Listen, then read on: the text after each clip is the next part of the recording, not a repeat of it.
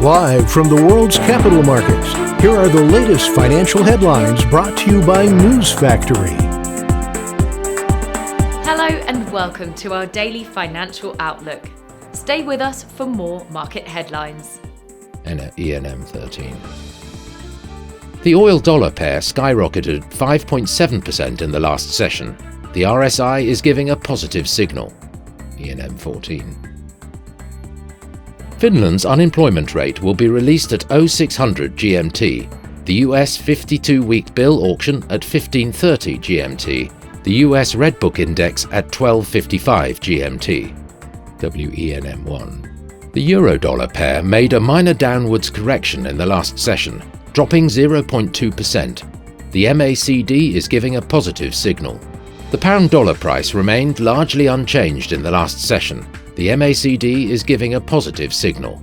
The Aussie-dollar pair made a minor downwards correction in the last session, dropping 0.2%. The stochastic indicator is giving a positive signal.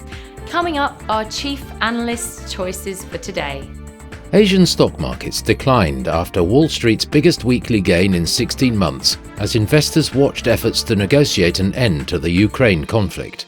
The network that powers the second most popular cryptocurrency is intentionally destroying a portion of its own supply.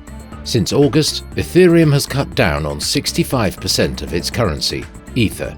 The US Supreme Court has denied a request by Intel Corp to revive several challenges to computer chip patents owned by VLSI Technology LLC, which won over $2.1 billion from Intel last year. Those were today's major economic events, and now moving on to world financial headlines.